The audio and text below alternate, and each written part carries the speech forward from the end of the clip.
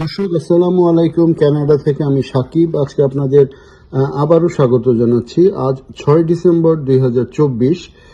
কানাডার গভর্নমেন্ট তাদের unemployment rate ঘোষণা দিয়েছে নভেম্বর মাসে। এটি কানাডা প্রত্যেক মাসেই একবার করে যারা আমাদের ভিডিওগুলি নিয়মিত লক্ষ্য করেন তারা আমাদের চ্যানেলে গেলে সেই আনএমপ্লয়মেন্ট রেট আমরা প্রায় প্রত্যেক মাসেই দেওয়ার চেষ্টা করি জানার সাথে সাথে। তো আজও নভেম্বর মাসের আনএমপ্লয়মেন্ট রেটটা একটু ঘোষণা করছি বা একটু জানাচ্ছি আপনাদের, যেটা গভর্নমেন্ট ঘোষণা করেছে সেটি জানাচ্ছি। তো প্রথমেই হচ্ছে যে আজ 6 ডিসেম্বর বললাম যে এটি প্রকাশ করা হয়েছে এবং ন্যাশনাল আনএমপ্লয়মেন্ট রেট হচ্ছে 6.8%।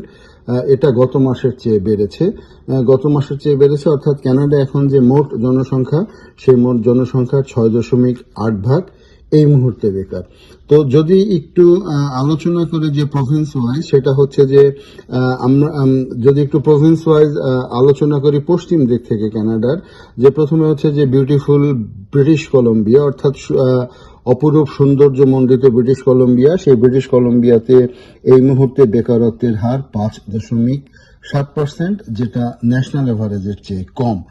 এরপরে আসেন অ্যালবার্টা নিয়ে কানাডাতেই অনেক ক্রেজ রয়েছে। অনেকেই অন্টারিও প্রভিন্স থেকে অ্যালবার্টায় মুভ করেছে, সেখানে চাকরির সুবিধা ছিল বলে আমরা জানতাম। কিন্তু অ্যালবার্টাতে এই মুহূর্তে বেকারত্ব 7.5%। এটি ন্যাশনাল এভারেজের চেয়েও বেশি এবং কানাডার মোট বেকারত্বের দিক থেকে 4 নম্বরে রয়েছে।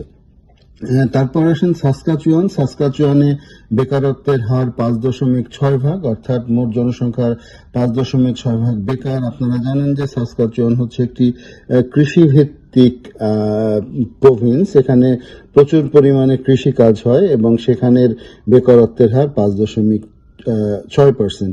ম্যানিটোবায় বেকারত্বের হার সাসকাচুয়ানের চেয়ে একটু বেশি, তবে ন্যাশনাল এভারেজের চেয়ে কম।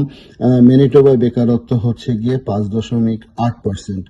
অন্টারিওর বেকারত্বের হার অ্যালার্মিং এই মুহূর্তে এবং অন্টারিও 3 নম্বর পজিশনে রয়েছে। অন্টারিওর বেকারত্বের হার 7.6%। আপনারা জানেন যে কানাডার অন্যতম বড় জায়গা সেটা হচ্ছে টরন্টো। সেই টরন্টো অন্টারিওতে অবস্থিত এবং বাংলাদেশি বেশ কিছু অ্যাসাইলামধারী লোকজন অন্টারিওতে রয়েছে, খুব সম্ভবত সবচেয়ে বেশি, এবং সেই জায়গাটাতে কিন্তু বেকারত্বের হার 7.6%। এবার আসেন অন্টারিওর পাশে কুইবেকের বেকারত্ব ন্যাশনাল বেকারত্বের হারের চেয়ে কম, সেখানে 5.9% হচ্ছে বেকার এবং যেটি ন্যাশনাল এভারেজের চেয়ে কম। কুইবেকেও কিন্তু অনেক বাংলাদেশি রিফিউজি এবং অনেকেই আছেন এবং সেখানকার বেকারত্বের হারটা কম্পারেটিভলি কম। এবার আসে, আপনারা জানেন যে কানাডার 4টি ছোট ছোট প্রভিন্স রয়েছে যেগুলোকে আটলান্টিক প্রভিন্স বলে।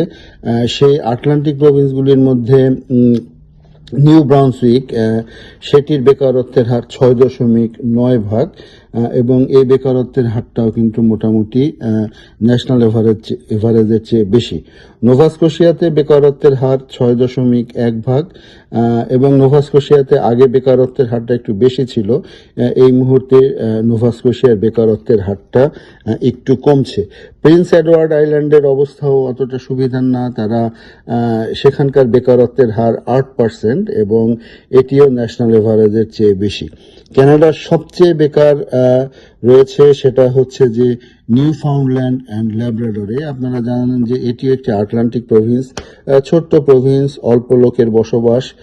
এই সমস্ত জায়গা অর্থাৎ এই প্রভিন্সটাতে এই মুহূর্তে বেকারত্বের হার 10.8%।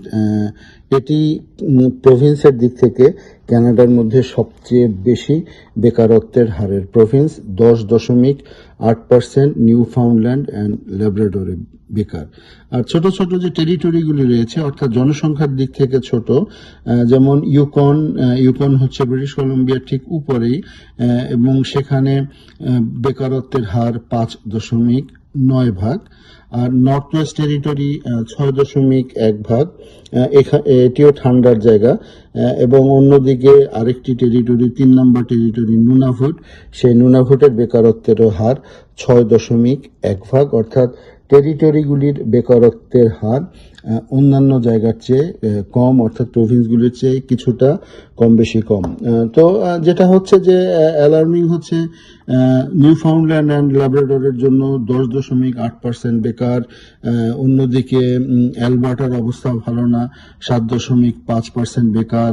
অন্টারিওতে 7.6% বেকার। আপনারা জানেন যে কানাডা এই মুহূর্তে পৃথিবীর অন্যতম একটি এক্সপেন্সিভ দেশগুলির মধ্যে একটি, এবং এই কানাডার এই উচ্চ বেকারত্ব কিন্তু মানুষের এর ফলে মানুষ অসহায় থাকে, বাড়ি ভাড়া বেশি, বাড়ির দাম বেশি।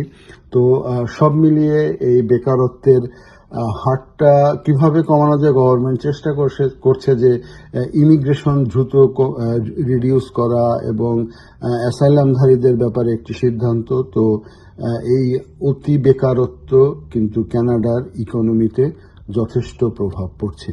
তো আশা করি ভিডিওটিতে কানাডার বেকারত্ব নিয়ে একটি ধারণা দিতে পারলাম। আগামীতে নতুন কোনো বিষয় নিয়ে দেখা হবে। সে পর্যন্ত ভালো থাকবেন। আসসালামু আলাইকুম।